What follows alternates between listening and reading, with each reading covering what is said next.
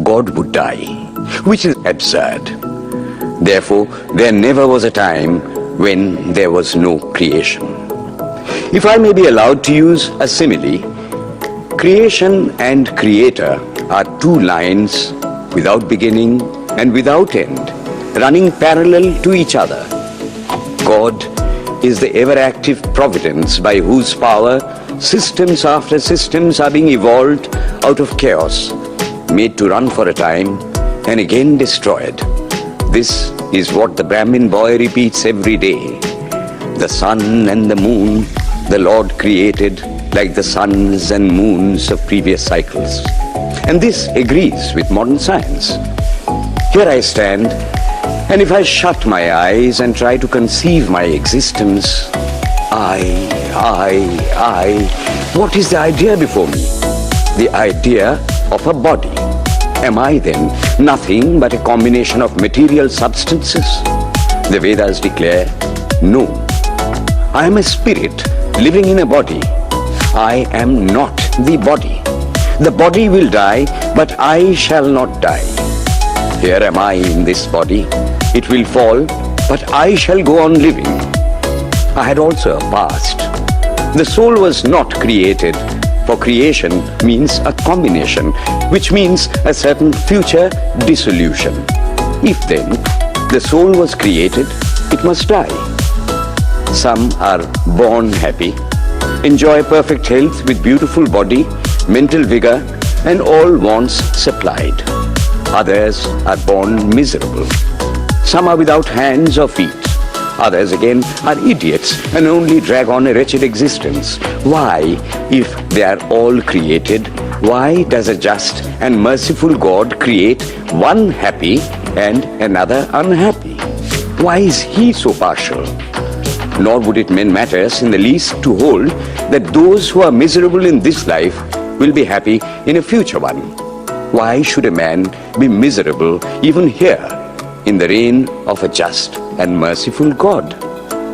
In the second place, the idea of a creator God does not explain the anomaly, but simply expresses the cruel fiat of an all-powerful being. There must have been causes then, before his birth, to make a man miserable or happy, and those were his past actions. Are not all the tendencies of the mind and the body accounted for by inherited aptitude? Here are two parallel lines of existence, one of the mind, the other of matter. If matter and its transformations answer for all that we have, there is no necessity for supposing the existence of a soul. But it cannot be proved that thought has been evolved out of matter. And if a philosophical monism is inevitable, spiritual monism is certainly logical and no less desirable than a materialistic monism. But neither of these is necessary here. We cannot deny that bodies acquire certain tendencies from heredity, but those tendencies only mean the physical configuration through which a peculiar mind alone can act in a peculiar way. There are other tendencies peculiar to a soul caused by his past actions, and a soul with a certain tendency would, by the laws of affinity, take birth in a body which is the fittest instrument for the display of that tendency. This is in accord with science, for science wants to explain everything by habit, and habit is got through repetitions.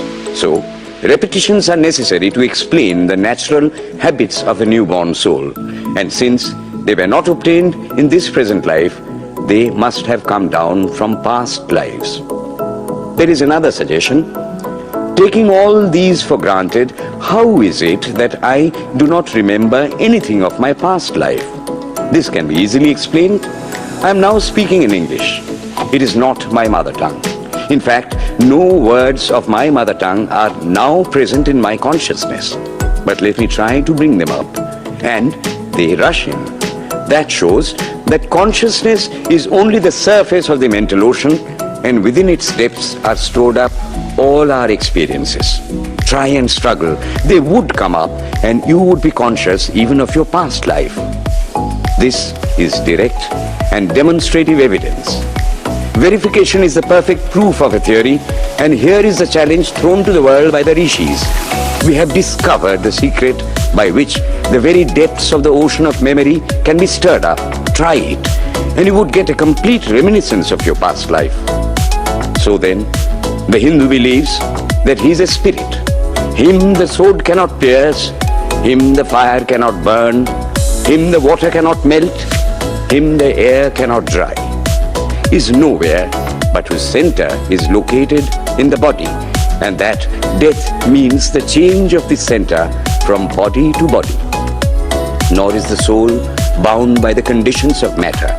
In its very essence, it is free, unbounded, holy, pure and perfect. But somehow or other, it finds itself tied down to matter and thinks of itself as matter. Why should the free, perfect and pure being be thus under the thraldom of matter is the next question. How can the perfect soul be deluded into the belief that it is imperfect? We have been told that the Hindus shirk the question and say that no such question can be there. Some thinkers want to answer it by positing one or more quasi-perfect beings and use big scientific names to fill up the gap. But naming is not explaining. The question remains the same. How can the perfect become the quasi-perfect? How can the pure, the absolute, change even a microscopic particle of its nature? But the Hindu is sincere. He does not want to take shelter under sophistry. He is brave enough to face the question in a manly fashion, and his answer is, I do not know. I do not know how the perfect being, the soul, came to think of itself as imperfect, as joined to and conditioned by matter. But the fact is a fact for all that. It is a fact in everybody's consciousness that one thinks of oneself as the body. The Hindu does not attempt to explain why one thinks one is the body. The answer that it is the will of God is no explanation. This is nothing more than what the Hindu says, I do not know.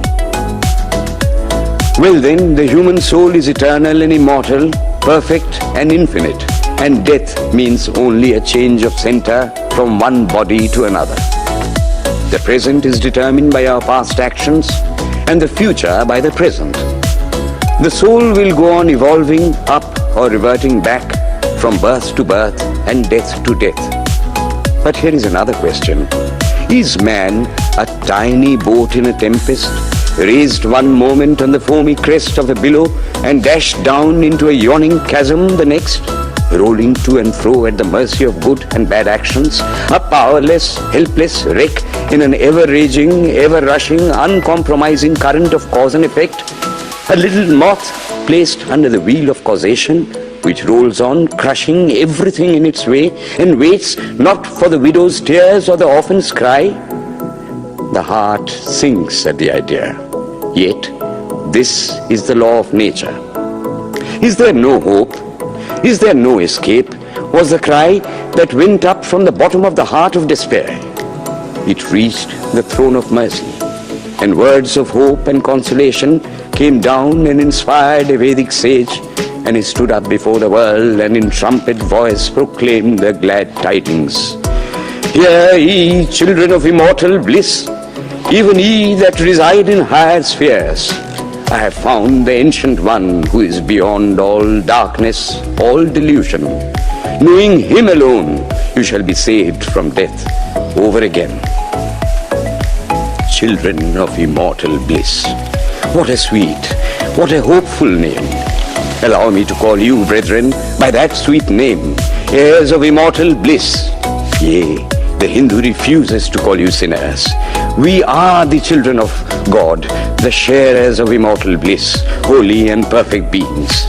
Ye divinities on earth, sinners, it is a sin to call a man so. It is standing libel on human nature.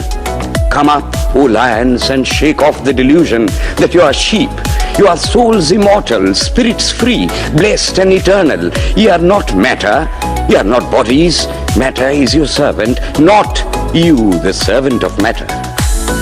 Thus it is that the Vedas proclaim not a dreadful combination of unforgiving laws, not an